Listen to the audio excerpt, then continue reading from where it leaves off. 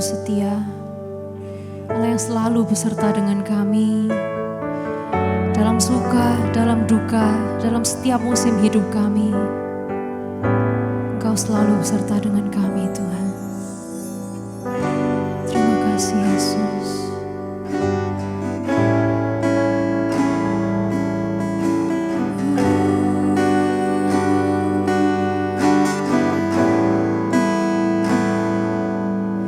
When the mountains fall and the sea turns rough, but my word stands strong, says the Lord.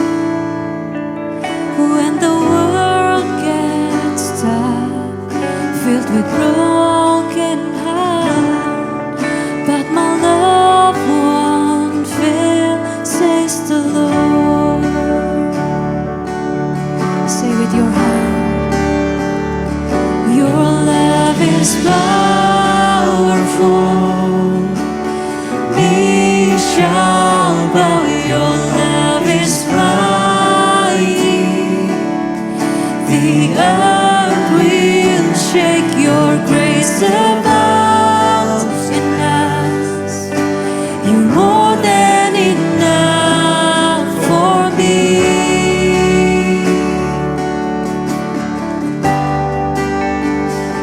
Jesus, you're able to break every chain. My love in your hands. You're in control. Grace overflows in us. You're more than enough for me. Saya undang teman-teman untuk boleh bangkit berdiri, lebih lagi pujikan dengan hatimu. When the mountains fall and the sea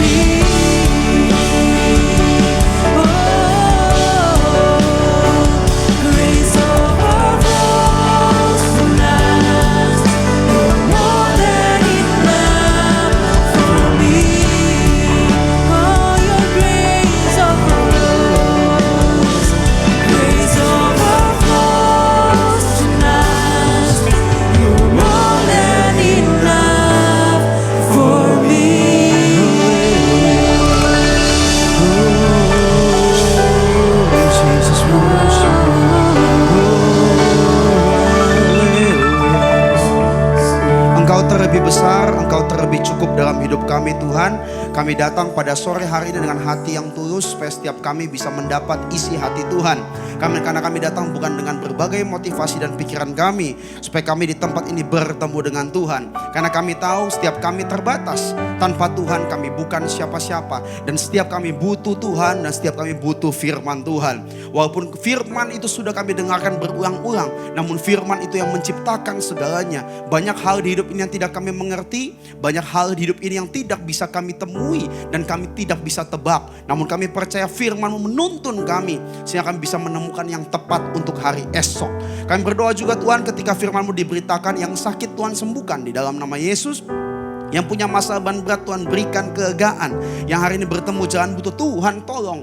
Yang terikat, bahkan yang punya dendam, iri hati, kebencian semua dilepaskan di dalam nama Yesus. Setiap kami merendahkan diri, kami mengambil tempat yang terendah di hadapan Tuhan. Supaya Tuhan yang mengambil tempat yang terbesar dan Tuhan yang ditinggikan. Kami semakin kecil dan tidak ada seorang pun di tempat ini yang mencuri kemuliaan Tuhan. Ketika kami mendengar firman, kami memuliakan Tuhan. Ketika kami hari ini diizinkan Tuhan memberitakan firman, kami juga memuliakan Tuhan. Ketika kami bisa menyanyikan lagu-lagu pujian penyembahan kami juga memuliakan Tuhan. Terima kasih Tuhan. Jadikan hati kami sebagai bejana yang baik di hadapan Tuhan. Bersabdalah saja Tuhan, kami siap mendengarkan. Di dalam nama Yesus, Engkau yang siap sambut kebenaran firman Tuhan. Haleluya, sama-sama kita katakan amin. Silakan duduk saudara. Mari kita buka dulu firman Tuhan terlebih dulu. Mazmur 119 ayat yang ke-105. Mazmur 119 ayat yang ke-105. Kita baca dulu bersama-sama, 1, 2, 3. Firman-Mu itu pelita bagi kakiku dan terang bagi jalanku. Saya percaya setiap hal di dunia ini yang namanya masalah pasti ada solusinya. Namun ketika solusi itu ada, pasti karena dia bisa menyelesaikan satu masalah dan semuanya. Namun hari ini waktu kita sakit secara fisik, kita bisa pergi dengan beberapa dokter. Kita punya bangunan bocor, kita bisa memanggil beberapa tukang untuk memperbaikinya dan semuanya. Namun ada satu hal dalam hati manusia yang tidak bisa diperbaiki oleh apapun di luar sana. Kita bisa minum obat yang banyak, namun hati yang rusak tetap tidak bisa diperbaiki. Kita hari ini pun bisa punya uang yang banyak, bisa punya teman yang banyak. Namun jika hati ini rusak, hati ini tidak akan pernah bisa diperbaiki. Namun firman itu, saudara, firman Tuhan berkata Tuhan dekat dengan orang yang remuk hatinya. Berarti firman Tuhan itu bisa memperbaiki semuanya. Makanya firman Tuhan berkata, firman-Mu, firman Tuhan itu pelita bagi kakiku dan terang bagi jalanku. Berarti firman Tuhan adalah pelita bagi di mana hati kita akan berjalan. Dan firman itu terang bagaimana kaki hati kita juga akan melangkah. Ketika hati kita gelap, kita nggak bisa melihat apa-apa, tentunya firman itu yang menerangi. Coba kita lihat dulu firman Tuhan. Kejadian 1 ayat yang pertama. Kejadian 1 ayat yang pertama. Kita buka, kita baca bersama-sama. 1, 2, 3. Pada mulanya Allah menciptakan langit dan bumi. In the beginning God create, kan? In the beginning God create. Tuhan menciptakan langit dan bumi. Berarti in the beginning. Terjadi di ayat Kejadian 1 ayat yang pertama. Yohanes 1 ayat yang pertama. Kita baca dulu bersama-sama. Yohanes 1 ayat yang pertama. 1, 2, 3. Pada mulanya adalah firman. Firman itu bersama-sama dengan Allah. Dan firman itu adalah Allah. Saya yakin dan percaya dalam Alkitab tidak ada yang kebetulan. Contohnya apa saudara? Ada ayat pada Yosua tertulis, kuatkanlah dan teguhkan hatimu, dituliskan berulang-ulang terus menerus. 1.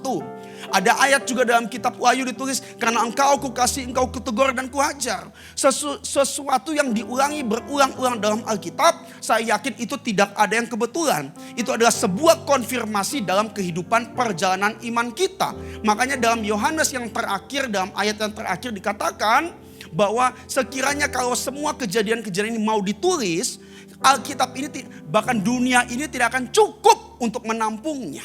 Berarti semua yang tertulis diizinkan Tuhan, bahkan diulangi, saya yakin dan percaya itu adalah sebuah komitmen Tuhan untuk mengatur jalan kita. Amin.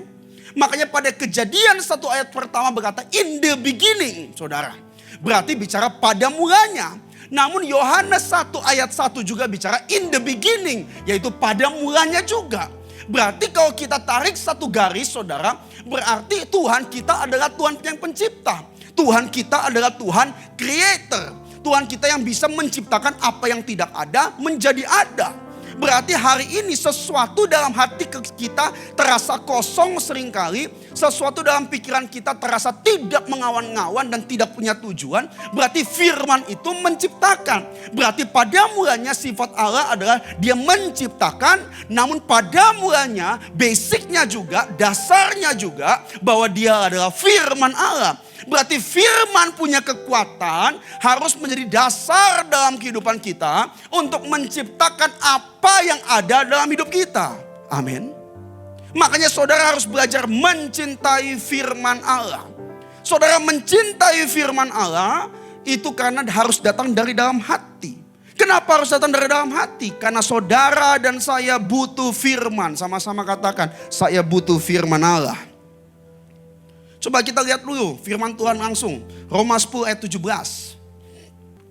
Kita baca bersama-sama 1, 2, 3. Jadi iman timbul dari pendengaran. Dan pendengaran oleh firman. Berarti iman timbul dari pendengaran. Berarti iman yang salah bisa muncul enggak? Bisa. Kalau yang kita dengarkan sesuatu dari luar yang mempengaruhi, menghancurkan kita, kesepian, kesendirian, depresi, stres, dosa, kepahitan, kebencian, iri hati. Yang muncul juga iman kepada sesuatu yang salah. Yang muncul iman kepada dunia.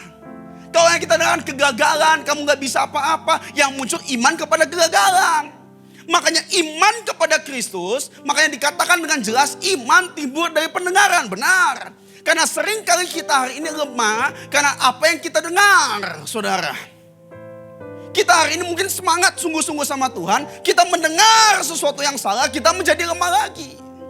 Kita hari ini mau hidup kudus di hadapan Tuhan. Namun kita mendengar sesuatu yang salah, kita menjadi orang yang berdosa lagi. Makanya tidak pernah boleh dipisahkan. Makanya jadi iman timbul dari pendengaran. Dan pendengaran oleh firman Kristus. Amin.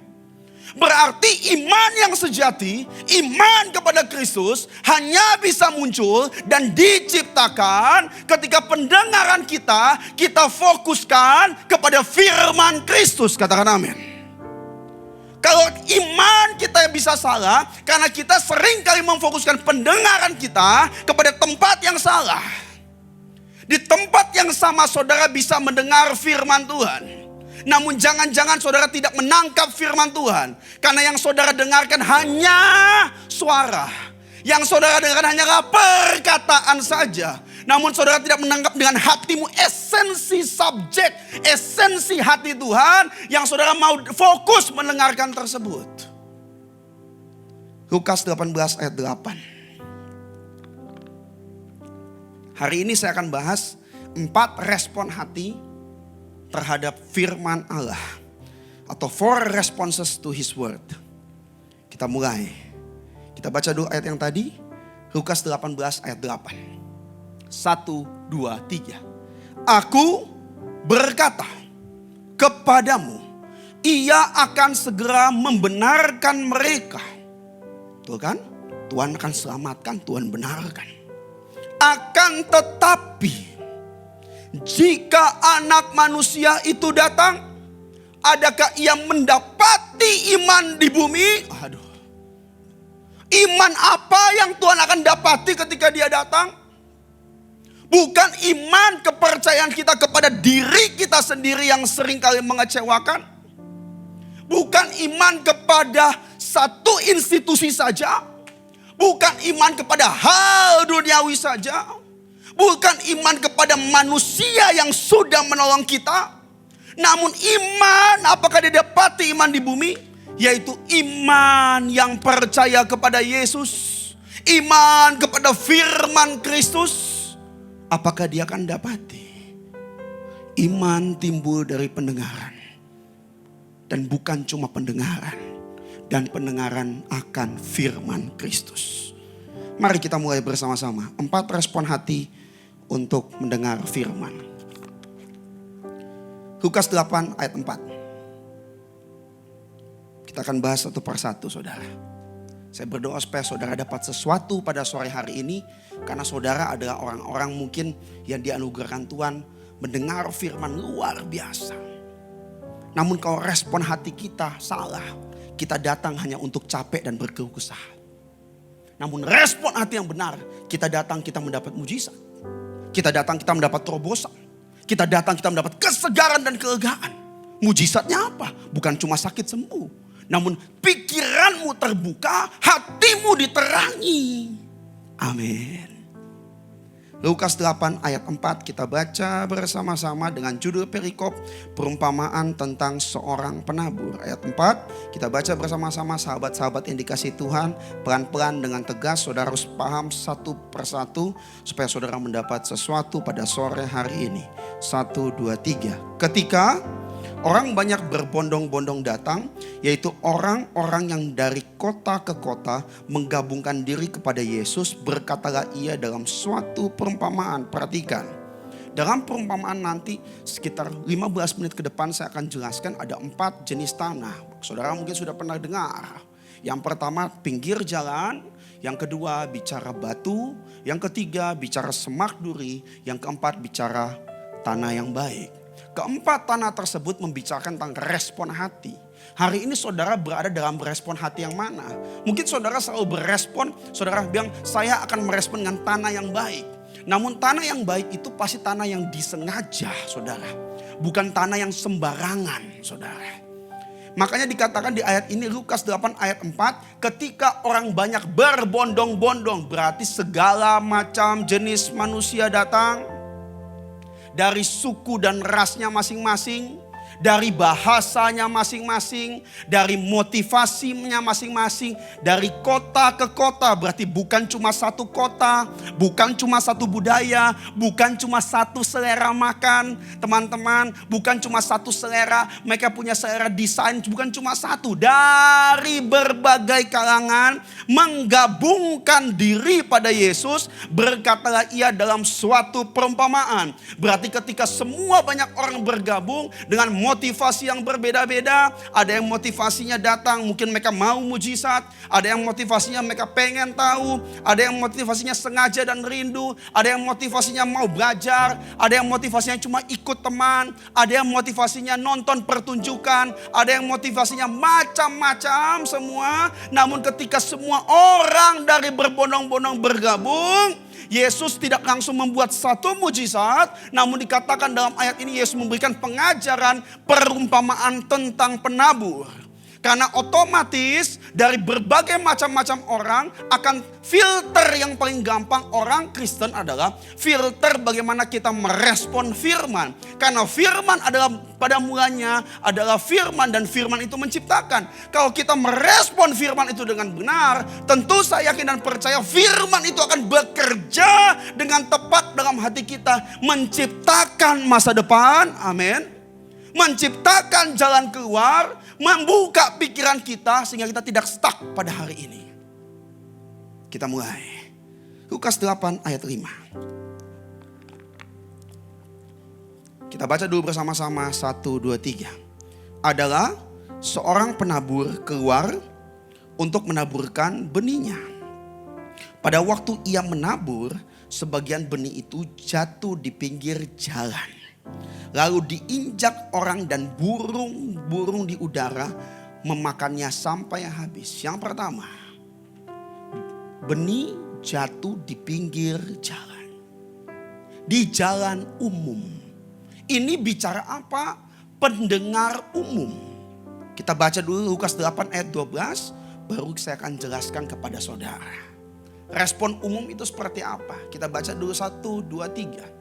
Yang jatuh di pinggir jalan itu ialah orang yang telah mendengarnya, kemudian datanglah iblis lalu mengambil firman itu dari dalam hatinya mereka supaya mereka jangan percaya dan diselamatkan. Yang pertama respon hatinya adalah orang-orang yang mendengar firman secara umum aja. Sama seperti mohon maaf saudara setel YouTube di sebelah karena saudara takut mungkin sendiri. Saudara setel YouTube khotbah karena saudara takut sepi. Saudara tidak mau terlalu kosong. Saudara dengarkan khotbah namun saudara tidak tangkap apa-apa juga. Sama mungkin di dekat rumah saudara. Kalau kita di Manado pagi-pagi saudara itu jam 7 pagi.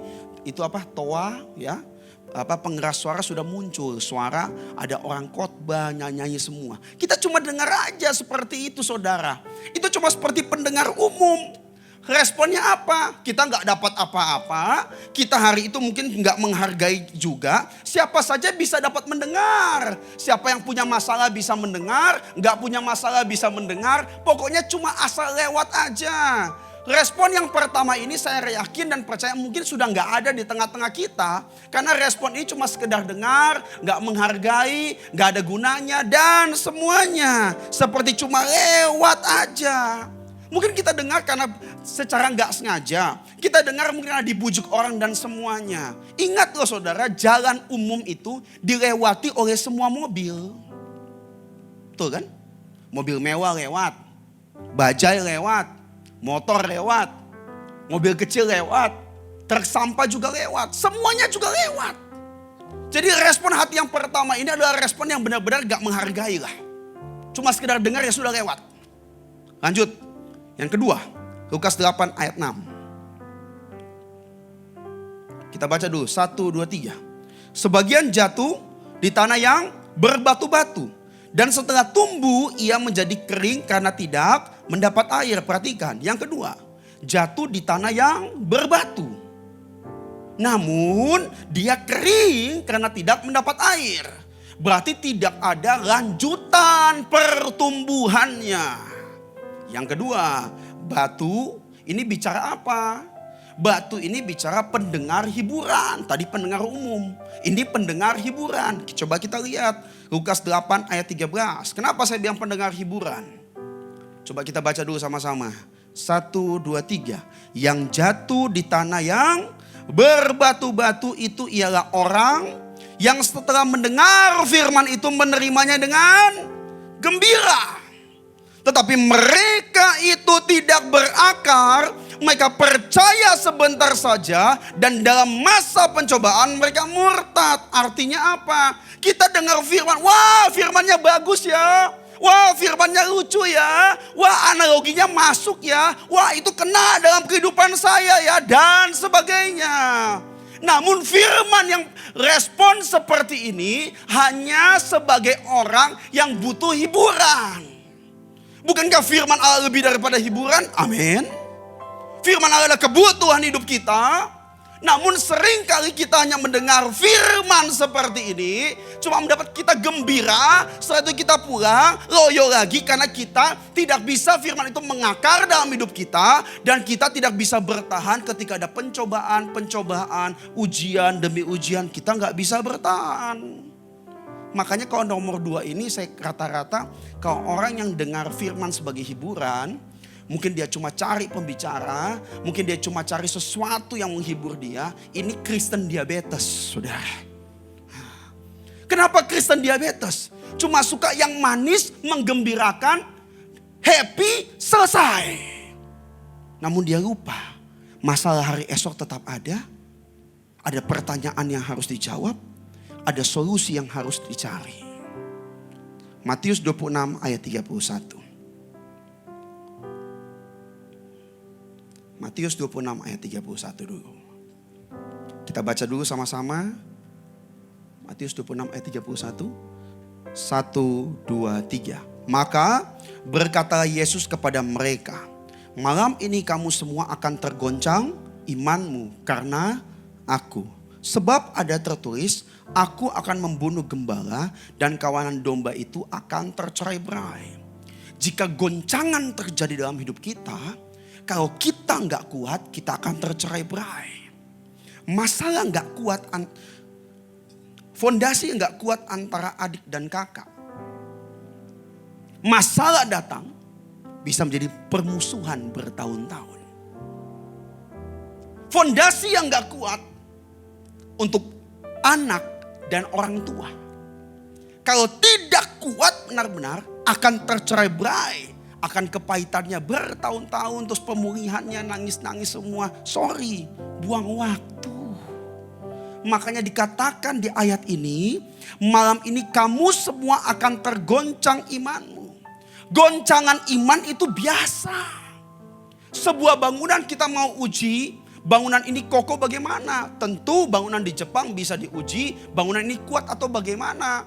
Kalau sudah terjadi gempa dan bisa melewatinya. Saudara bisa lihat di Thailand, di Myanmar, gempa besar, bangunan tinggi bisa hancur. Nggak teruji. Saudara juga bisa melihat bangunan yang baru dibangun, saudara tes bocornya kapan. Bukan sebelum dibangun, bukan sementara digambar. Namun saudara melihat ada kebocoran kapan? Setelah dibangun. Berarti iman itu kadang-kadang iman kita memang diizinkan Tuhan untuk tergoncang. Namun sesuatu yang tergoncang itu biasa, yang penting akarnya tidak tercabut. Makanya ada dua tipe orang. Yang pertama membangun rumah di atas pasir. Ketika masalah datang, rumahnya juga ikut pergi. Namun ada orang yang membangun rumah di atas batu. Dia tancap benar-benar di atas batu.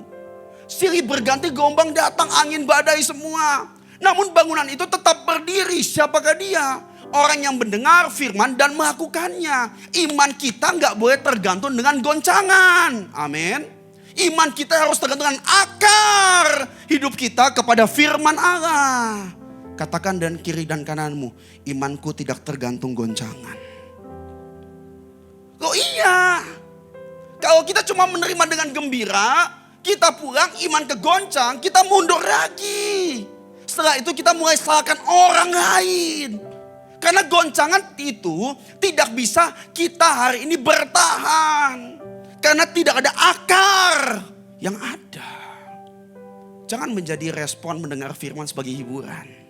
Yang ketiga, Lukas 8 ayat 7. Kita baca bersama-sama ayat 7, 1, 2, 3. Sebagian lagi jatuh di tengah-tengah semak duri. Dan semak itu tumbuh bersama-sama dan menghimpitnya sampai mati. Perhatikan. Orang kalau menabur di semak duri saya rasa itu sengaja. Kan dia melihat ada peluang, ada tanah. Soalnya kalau tempat berduri, dia nggak sengaja ke sana nggak mungkin. Karena kalau dia ke tempat yang berduri, otomatis akan ada resiko luka yang terjadi. Mawar itu bisa bertumbuh namun mengeluarkan duri. Namun dia mau memupuk mawar, dia mau menabur benih mawar lagi, dia harus melewati kumpulan mawar yang berduri. Berarti orang yang menabur di tengah-tengah semak duri adalah orang yang responnya sengaja namun juga bisa terpaksa. Saudara. Coba kita lihat Lukas 8 ayat 14. Kenapa saya bilang sengaja dan terpaksa? Kalau umum sudahlah, cuma dengar sambil lewat itu gak menghargai. Kalau yang kedua bicara batu. Cuma terima gembira gak kuat. Suka firman, suka. Suka dengar, suka. Namun gak mengakar. Masalah datang, goncangan datang, hilang. Namun yang ketiga, responnya sengaja nih dengar firman nih. Sengaja mau ikut Tuhan. Sengaja mau sungguh-sungguh. Namun saudara perhatikan, sengaja dan terpaksa. Terpaksanya tanda tanya dulu. Coba kita lihat Lukas 8 ayat 14. Kita baca sama-sama. 1, 2, 3. Yang jatuh dalam semak duri ialah orang yang telah mendengar firman itu dan dalam pertumbuhan selanjutnya mereka terhimpit oleh kekhawatiran dan kekayaan dan kenikmatan hidup sehingga mereka tidak menghasilkan buah yang matang. Perhatikan baik-baik ayatnya tetap ditampilkan. Respon yang ketiga adalah seringkali mungkin hari ini kita bukan jenis umum, kita bukan jenis batu, kita hari ini tanah semak duri.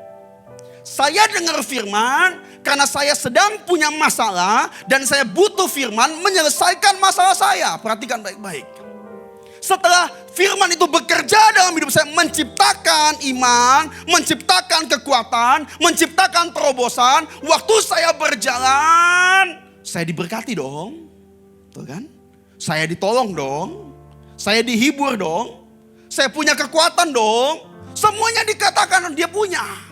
Namun ketika sudah mulai bertumbuh, ternyata pertolongan Tuhan itu, berkat Tuhan itu, kekayaan itu, kepintaran itu, kenikmatan itu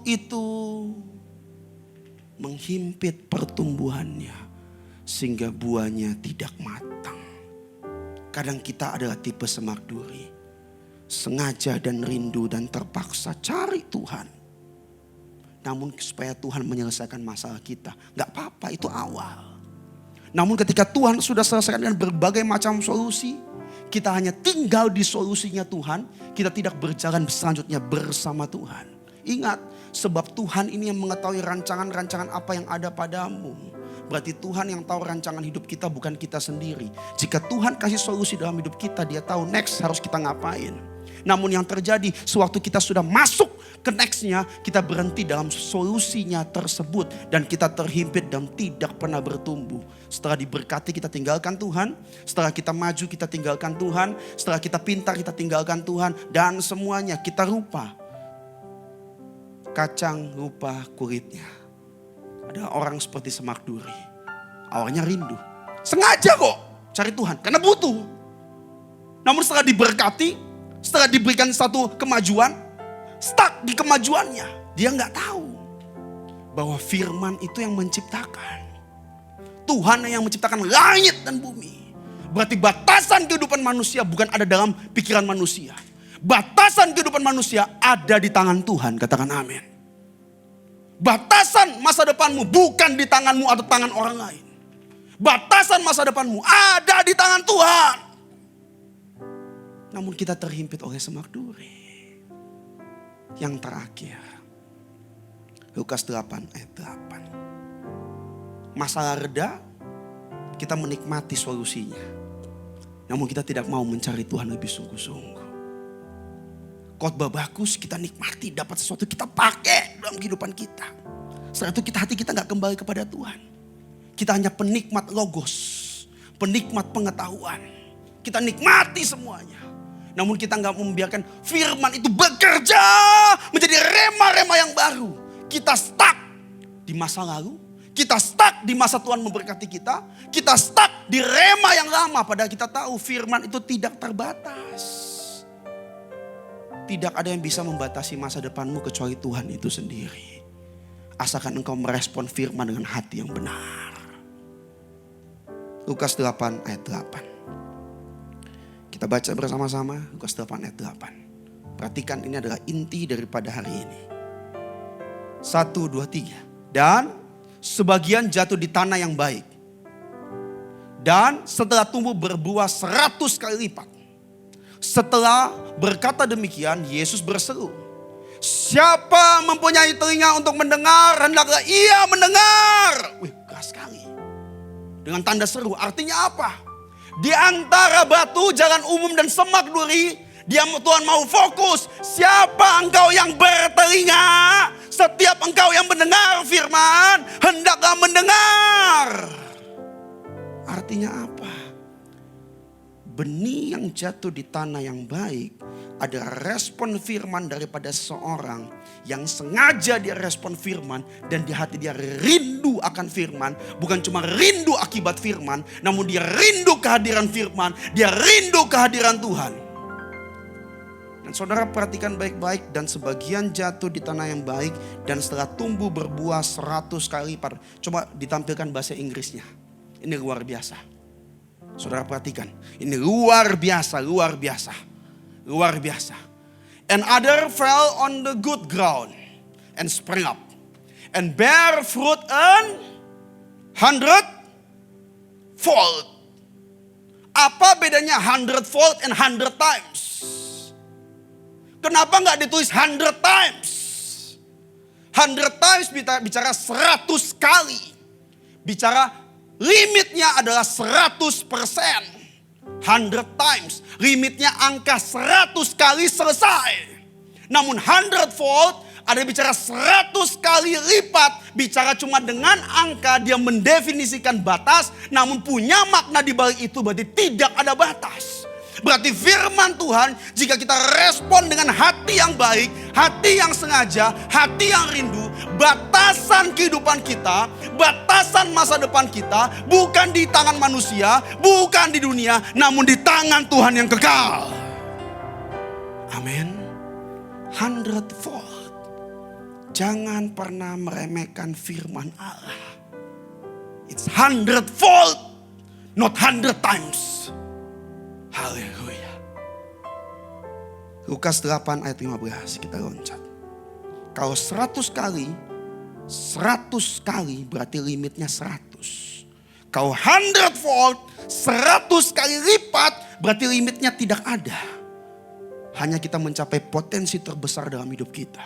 Bukan cuma kita bisa berkarir, bukan cuma kita bisa berkeluarga, bukan cuma kita bisa sebagai pendeta, bukan cuma kita bisa WL dan semuanya. Namun Tuhan izinkan talenta terbesar diciptakan dalam hidupmu karena Tuhan bekerja lewat firman yang menciptakan dan bekerja.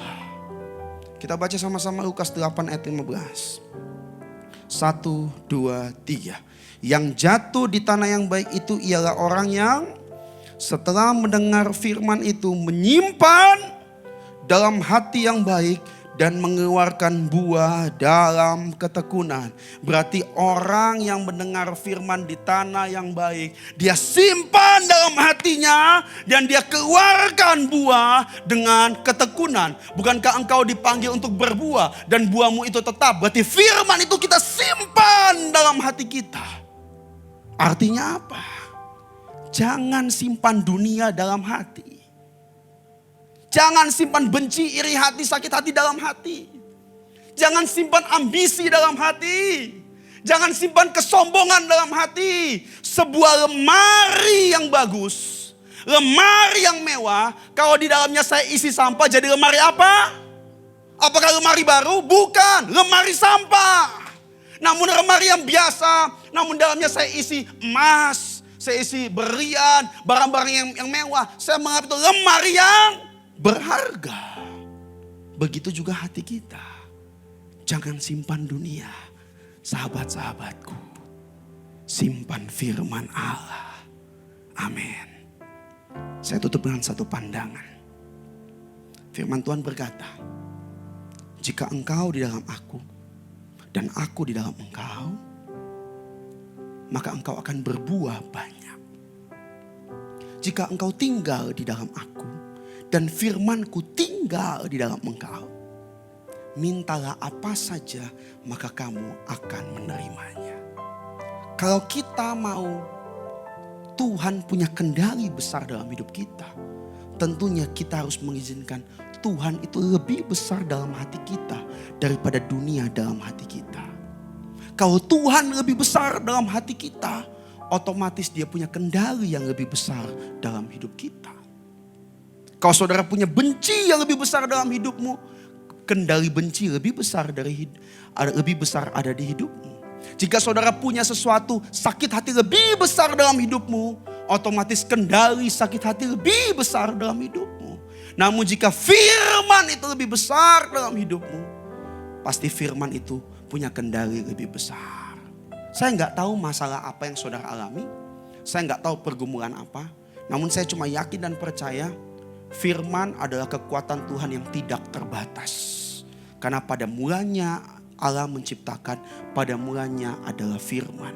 Berarti firman adalah sumber dasar daripada penciptaan.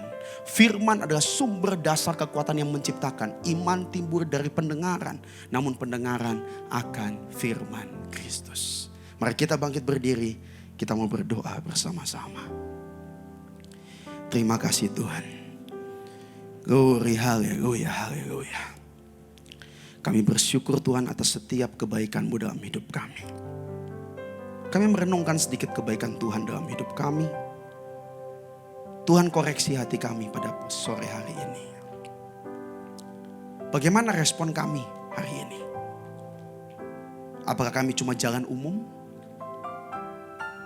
Seperti firman yang ditabur di pinggir jalan. Ataukah apakah kami hari ini sebagai tanah yang berbatu? Kami menerima firman dengan gembira. Kami menikmati perkataan puisi yang indah. Namun tidak pernah berakar. Atau kami adalah seperti semak duri. Kami mencari Engkau Tuhan karena kami butuh. Kami mencari Engkau Tuhan karena kami butuh Engkau menyelesaikan masalah kami. Namun setelah Engkau bekerja di tengah-tengah kami, kami cuma menikmati kekayaan, menikmati solusi, kemajuan dan semuanya. Kami tidak pernah menghasilkan buah yang matang. Ampuni kami pada sore hari ini Tuhan. Jika kami adalah pendengar yang pertama, atau pendengar yang kedua, atau kami pendengar yang ketiga. Namun respon hati kami pada sore hari ini, perbaiki Tuhan. Supaya kami meresponi firman-Mu dengan sengaja dan rindu. Dengan sengaja dan rindu. Di tanah yang baik. Berbuah 100 kali lipat. 100-fold. Dan kami menyimpan firman itu dengan baik. Berarti firman mengambil tempat terbesar dalam hidup kami. Kami menyimpan firman dengan baik. Kami tidak menyimpan sakit hati. Tidak menyimpan ego, ambisi, kesalahan teman kami. Namun kami menyimpan firman itu dengan baik. Terima kasih Tuhan. Hamba-Mu sudah selesai menyampaikan isi hati-Mu. Kiranya Tuhan materaikan firman-Mu dalam hati kami. Supaya Tuhan kuduskan dan sucikan, Tuhan makin besar dalam hidup kami. Kami berdoa syafaat untuk gereja-gereja di seluruh dunia bagi para hamba Tuhan. Sampai pada semua jemaatnya, Tuhan berkati mereka. Supaya mereka menjadi berkat dan berdampak. Sehingga gereja di seluruh dunia dipenuhi oleh jemaat yang mencari Tuhan dengan tulus dan takut. Buat semua hamba Tuhan gereja bersatu rukun dan tidak terpecah-pecah. Supaya dunia percaya Yesus adalah Tuhan bagi kemuliaan Allah Bapa. Demikian juga untuk gereja di mana kami Engkau percayakan untuk menggambarkannya. Yaitu gereja Blessing in the Spirit. Kami berdoa untuk setiap persembahan daripada jemaat dan umat-Mu. Kiranya Tuhan menerima dan membalasnya berlipat-lipat. Biar persembahan ini berkenan kepada Tuhan seperti persembahan Habel. Tuhan beri kemurahan-Mu, balaslah kebaikan dan kerahan hati jemaat. Jaga dan lindungi mereka serta pelihara mereka. Berserta keluarga, pekerjaan dan kesehatannya. Mari dekapkan tangan-Mu di dada. Menerima berkat adalah hal yang mudah. Namun menjaga hati adalah hal yang sulit. Jaga hatimu. Hanya simpan firman Allah dalam hatimu. Firman Tuhan berkata, jagalah hatimu dengan segala kewaspadaan. Karena dari sanalah terpancar kehidupan. Jemaat yang dikasihi Tuhan, jadilah berkat dan terimalah berkat rahmat anugerah dari Allah Bapa di sorga. Dalam putra tunggalnya Yesus Kristus yang telah mati bagi dosa kita dan bangkit pada hari ketiga. Sehingga kita menyembah Tuhan Allah yang hidup. Dan iman kita bukan kepada Tuhan yang mati. Dia naik ke sorga untuk menyediakan rumah bagi kita. Sehingga kita punya pengharapan yang pasti. Dan Dia akan datang kembali untuk kedua kalinya menjemput gereja dan umatnya yang berjaga-jaga. Kudus, dewasa dan bijaksana. Serta menghakimi dunia. Dan dalam persekutuan dengan Roh-Nya yang kudus. Yang membuat hati kita berkobar-kobar. Dan roh kita menyala-nyala dalam kasih semula. Roh Kudus yang menghibur, menguatkan, memelihara, menginsafkan, menuntun dan memimpin kita kepada kebenaran dan kekudusan. Serta menjadi saksi Kristus mulai hari ini sampai selama-lamanya. Kita tutup dengan doa yang Tuhan Yesus ajarkan. Bapa kami yang di sorga, datanglah kerajaan-Mu, jadilah kehendak-Mu di bumi dalam sorga. Berikanlah kami pada hari ini makan kami yang secukupnya. Dan ampunilah kami akan kesalahan kami. Seperti kami juga mengampuni orang yang bersalah pada kami. Dan jangan membawa kami dalam pencobaan. Tapi lepaskanlah kami daripada yang jahat. Karena Engkau yang punya kerajaan dan kuasa dan kemuliaan. Sampai selama-lamanya. Amin.